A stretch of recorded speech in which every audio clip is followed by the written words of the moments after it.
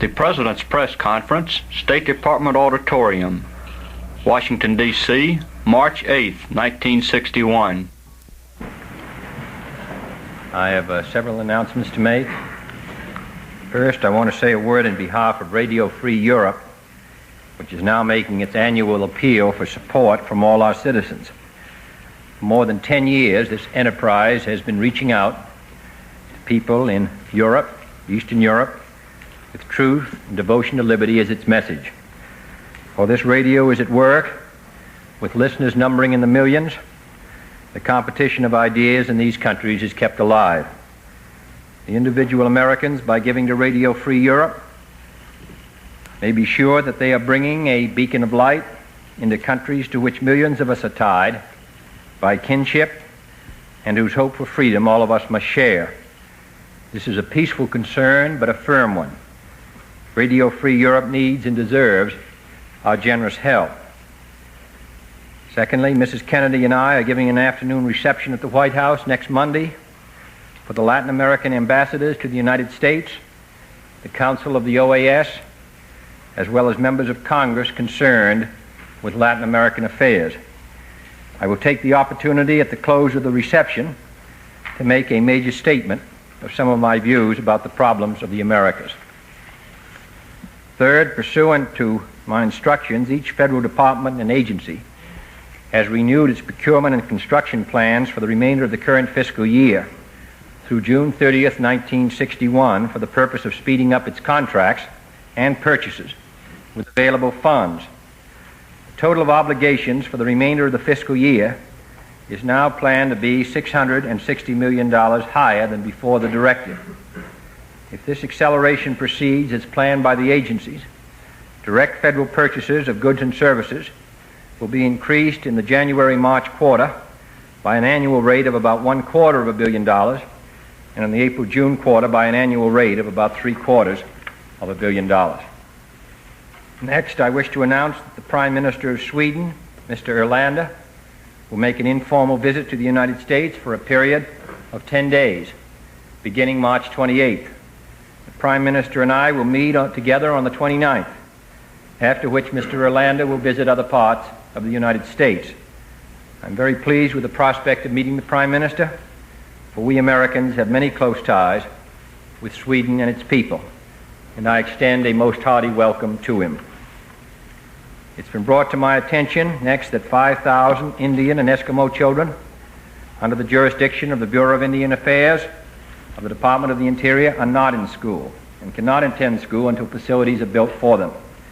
These children live on the Navajo Reservation in Arizona and New Mexico, in Alaska, and on the Choctaw Reservation in Mississippi.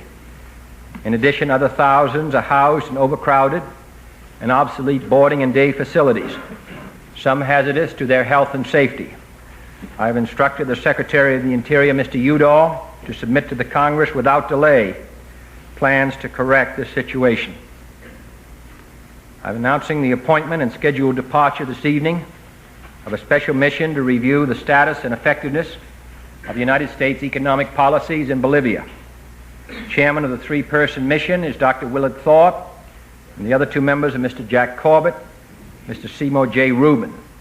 This mission will arrive in La Paz on March 9th and spend approximately 2 weeks before returning to Washington to report their recommendations for a plan of action to be followed by United States agencies in Washington and Bolivia. An advisor to the mission, Mr. DeCore, Deputy Assistant Secretary of State for Inter-American Affairs, has already arrived. And finally, I want to say that in response to the first executive order, the number of people receiving surplus food has doubled from 3,500,000 in December to 6,100,000 at the present time. The value of the food being distributed monthly has doubled, $12.80 before the expanded program went into effect, $24.40 in retail value at the present time. In addition, this has doubled the protein value of the direct distribution of food. And this is the last statement. The Cuban Red Cross, the American Red Cross, and U.S. Navy today combined in a three-way effort to combat a polio breakout in Guantanamo City, Cuba, some 31 miles from the naval base. Early today, the Red Cross director at the U.S. Naval Base in southeastern Cuba had a phone call from a male Red Cross nurse in Guantanamo City saying there was an outbreak of polio with 3 children dead and 10 more stricken. All available vaccine had been used by the hospitals in Guantanamo City, and aid was needed to give vaccine for at least 100 more children, which they were unable to obtain. The Red Cross director at the base got permission from Admiral Edward J. O'Donnell to send all the vaccine which could be spared. She carried and sent enough vaccine for 160 first inoculations to the Northeast Gate, where she met the Cuban Red Cross ambulance where the transfer was made. I want to take this opportunity and this incident to emphasize again that our difference of opinion on matters affecting Cuba are not with the Cuban people. Rather, we desire the closest and harmonious and friendly and most sympathetic ties with them. Thank you. Mr. President, you told us last month that you expected to have an answer from the Defense Department about this time on whether there is or is not a missile gap. Are you able to say at this time whether there is or is not? We are concluding our review of the recommendations which the Defense Department has made for changes in the defense budget. I'm hopeful that this survey can be completed in the next few days, and then we plan to send the results of our study to the Congress. And at that time, we'll indicate what I believe to be the relative defensive position of the United States and other countries and what needs to be done to improve it. Mr. President, I'm sure you're aware, sir, of the tremendous mail response that your news conferences on television and radio has produced. There are many Americans who believe that in our manner of questioning or seeking your attention, that we're subjecting you to some abuse or a lack of respect. I wonder, sir, in this light, could you tell us generally your feelings about your press conferences today and your feelings about how they're conducted? Well, you're subject me to some abuse, but not to any lack of respect, I don't think. I must say that I do know that there are difficulties, but and I know that it places burdens on members of the press to have to stand up, particularly when I'm not able to recognize them. On the other hand, if it were changed and one member stood up, then perhaps that would not be a satisfactory device. So that I think that along with the old saying about don't take down a fence till you know why it was put up, I would say that we should stay with what we now have. Mr. President, the approach to a peaceful settlement in Laos seems to have run into a dead end with the rejection by 2 of the proposed members of the Three-Nation Neutral Commission. And the Soviet Union apparently still insists upon the approach of an ICC action there and an international conference. I wonder if in your review of the situation you've reached any conclusions as to what step the United States should now take to avoid the expansion of the war in Laos. Well, the United States had been hopeful that it would be possible to set up some procedures where neutral nations could guarantee the security of Laos and also isolate it from military pressures on both sides. We're going to have to consider what other procedures might be followed to achieve that goal. But this is a matter now of discussion with our friends and with others, and I'm hopeful that we can achieve a result which will bring stability to Laos, permit it to maintain its independence, bring peace to the area, and self-determination. Those are very difficult goals to achieve given the situation which we found upon assuming our responsibilities. But we are going to continue and are now continuing to take every step that we can to achieve that goal. Mr. President, there's been considerable comment, sir, that your program up to now has illustrated what the country can do for the people. I think a lot of people have asked me, and I'm asking you, sir, at what point does your program tell what the people can do for the country? Well, we are trying to do something in some of these programs. We're trying to do 2 or 3 things in the domestic program. We're trying to protect and provide for the jobs for people. I don't, that is, I should think, a matter of concern to all Americans. And we are committed to that goal. And the programs which we have sent up to the Hill have that object in mind. We are also trying to strengthen our educational system, which needs to be strengthened over the long period in which we're going to be tested. And we are trying to provide for a more orderly and effective program of medical care for the elderly. Now, these programs, in my opinion, are in the public interest, and they're being assessed in that regard. I would say, as I've said from the beginning, that in time, I have no doubt that all of us will find ourselves tested in our attempts to maintain the independence of the United States and the independence of those countries to which we're committed. These programs are an attempt to provide for a viable economy, which I think is essential for the security of the United States and for the security of those countries which are dependent upon it. It's also an effort to provide equality of opportunity, to the extent that at least we can do so for all Americans. So that I think that it's in the public interest. Could you help to clarify the aid to private schools issue? The National Defense Education Act, passed in 1958, provides loans for private and elementary secondary schools for equipment. And existing provisions, as well as your recommendations, allow for construction loans for private colleges. I wonder if you'd give us your view on proposals to add to your school bill provisions for loans as differentiated from grants for private and parochial elementary and secondary schools. You've mentioned three rather different programs which involve different purposes and different constitutional problems.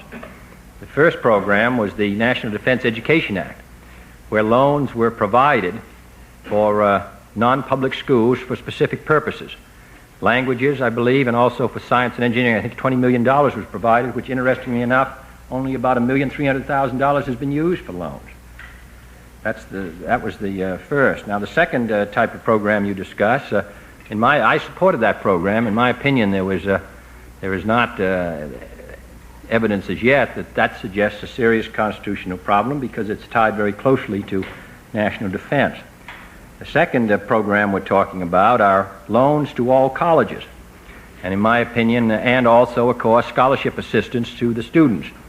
That is in a different position, at least to the best of my judgment, from secondary education. Secondary education is compulsory. It is provided for every student, every citizen. Every citizen must attend school.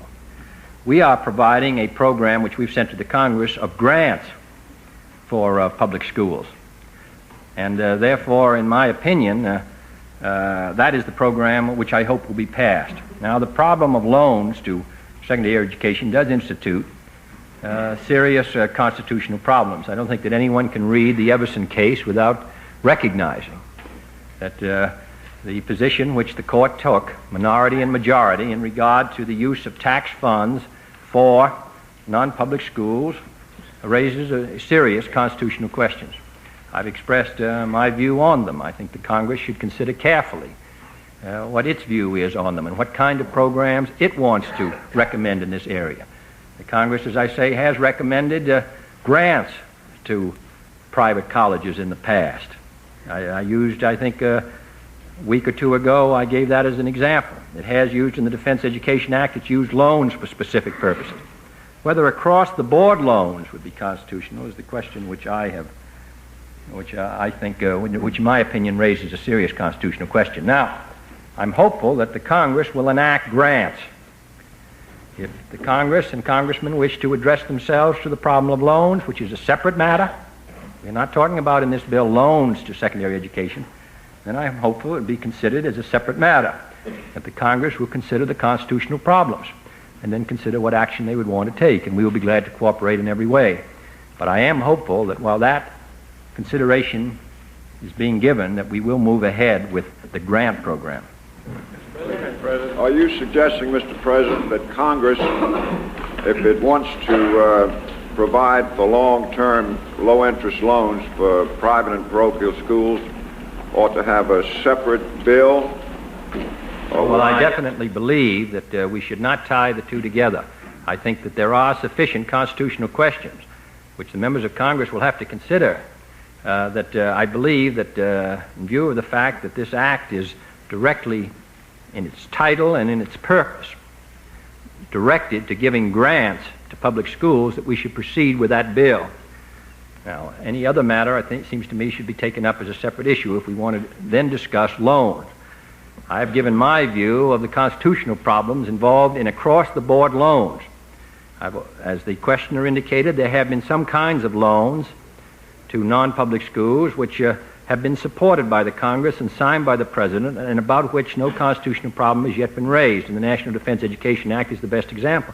But across-the-board loans, as this group know, this matter was not brought up. In the last, President Eisenhower sent several messages to the Congress dealing with federal aid to education. I believe there were one or two times when it was voted upon in the House. I do not recall that there was a great effort made at that time to provide across-the-board loans to an aid to education bill. The only time in my knowledge that it was brought up was at the end of the last session in August by Senator Morse, and then just in the Senate. But it was not made a matter of great interest at that time, and I am concerned that it should not be made an issue now in such a way that we end up the year with, again, no aid to the secondary schools. Mr. President, you said last week, as I recall it, that there was no room for debate about this matter. About grants. There's no room for debate about grants. There's obviously room for debate about loans because it's been debated. My view, however, is that the matter of loans is, to the best of my knowledge and judgment, though this has not been tested by the courts, of course, in the sense that grants have been, but by my reading of the constitutional judgments in the Everson case, my judgment has been that across-the-board loans are also unconstitutional. That suggests you would veto a bill that provided for across-the-board loans, Mr. President? I think I've made my view very clear. I think it's always a mistake before we even have legislation to talk about what I'm going to do, but I think it's very clear about what my view is of grants and loans across the board to non-public schools. Now, colleges are in a different category.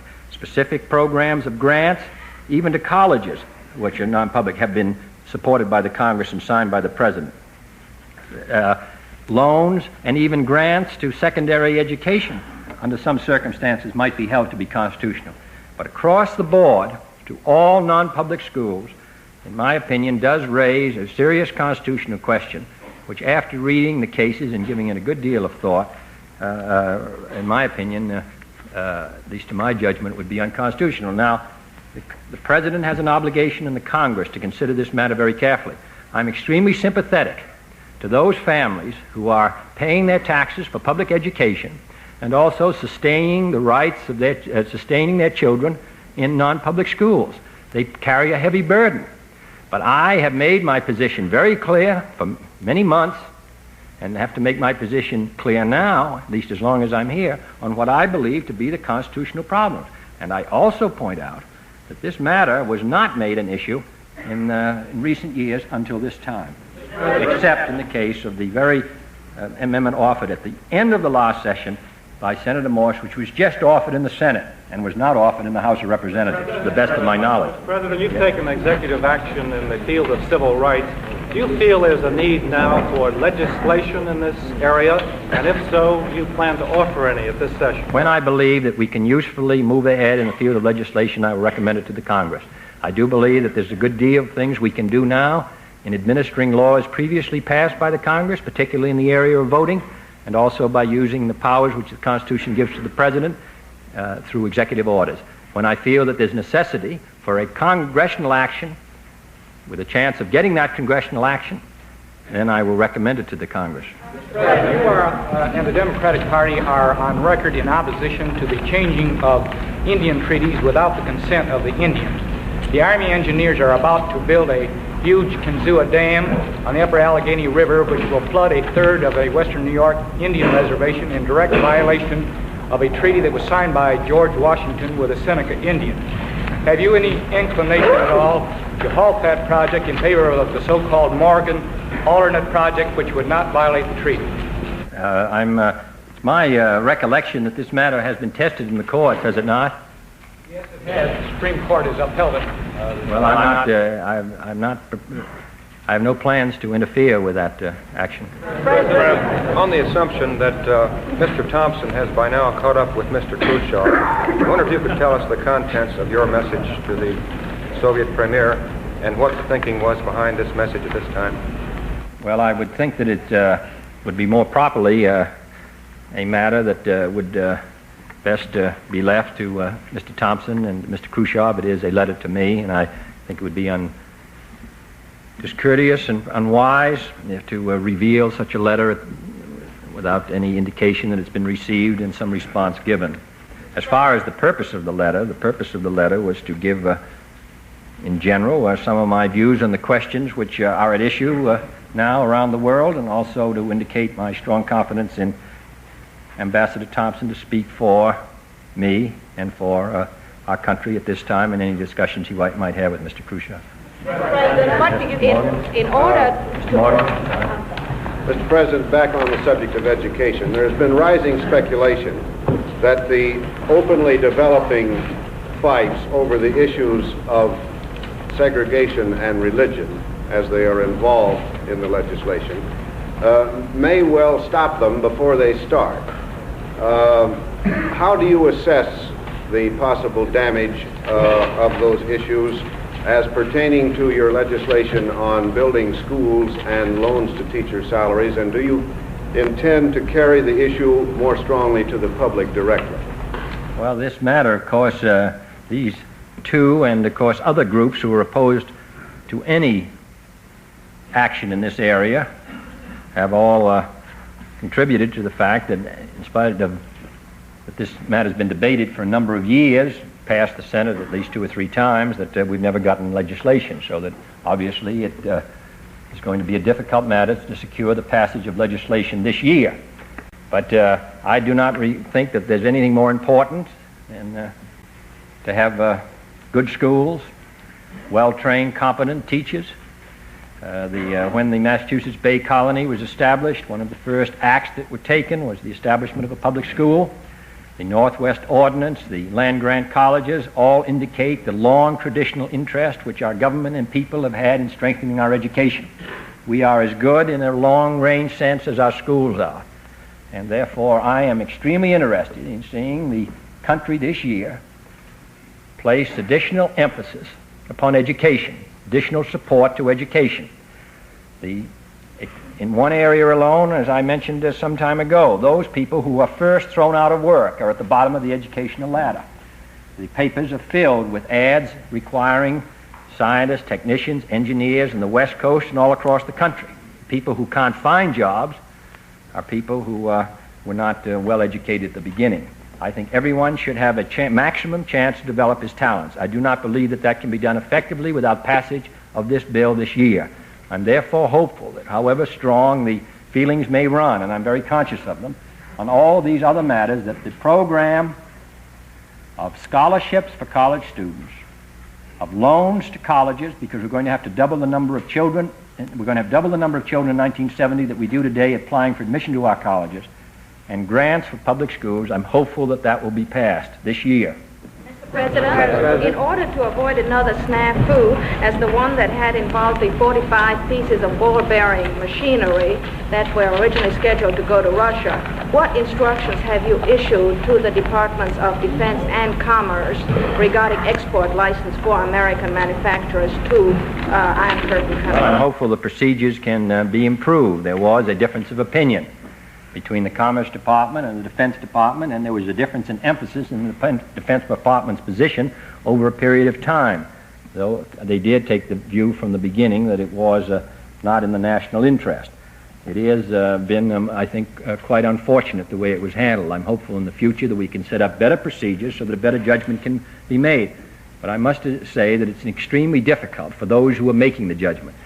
Caution tells them to send nothing. And therefore, on the other hand, we're anxious to permit some degree of trade which does not weaken our security or increase our danger to be carried on with countries. After all, countries in Western Europe are carrying on very intensive trade with the Soviet Union, and some countries with communist China, so that what they cannot get here, they get there.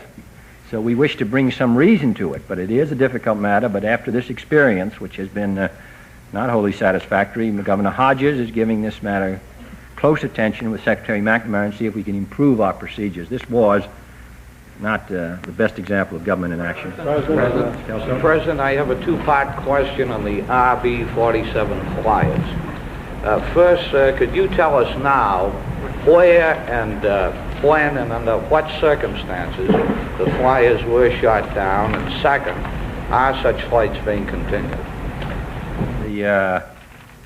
I think the flyers discussed the matter quite fully with the press last Friday. Mr. President, in connection with trade, some domestic groups, including labor unions, are turning to economic boycotts as their answer to import competition. I wonder if you could state your position on this approach to international trade difficulties. Well, I'm hopeful that those boycotts will not spread. It's not the Congress has set up certain procedures by which those industries are hard hit. They can protect themselves. Peril point, the escape clause, the procedures before the Tariff Commission. Congress is going to have an opportunity to consider the whole matter of reciprocal trade, I believe, next year. And I'm recognized that these workers are hard hit. But then they're not always able to make a judgment of what the total national need is, and also the international need. I have seen some cases where boycotts have been suggested where the percentage of imports is fractional compared to the domestic market, 1 or 2%. Well, now, if we're not going to follow the procedures set down by the American people acting through their Congress, but instead every group is going to take it into their own hands, then, of course, we're going to have action taken against us in those countries. We send abroad a good deal of important goods that employ hundreds and thousands and millions of people. And as I have suggested before, the balance of trade has been in our favor by $4 or $5 billion. Two can play this game. And therefore, unions in other countries can refuse to unload our goods. And pretty soon we'll find ourselves with a exacerbated situation among friendly nations, and also which will be harmful to the gold flow. Mr. President, could you give us your thinking on the problem of communist China in view of the latest word from the Warsaw negotiations? That is that the Chinese will not consider the admittance of the 32 American correspondents, and they will not consider the release of the prisoners. I believe there was some hope that if we could exchange correspondence with the Chinese, that it might be a step toward more harmonious relations. Well, that was our hope. And they are unwilling to do that. Of course, that hope has been dimmed. They have been, we know, extremely belligerent towards us, and they've been unfailing in their attacks upon the United States and upon. But of course, I think part of that has been because they recognize that the United States is committed to the defense of, committed to maintaining its connections with other countries, and committed to its own defense and the defense of freedom. But they have been extremely harsh in their attacks upon us, and I would like to see a lessening of that tension. That is our hope from the beginning. But we're not prepared to surrender in order to get a relaxation of tension.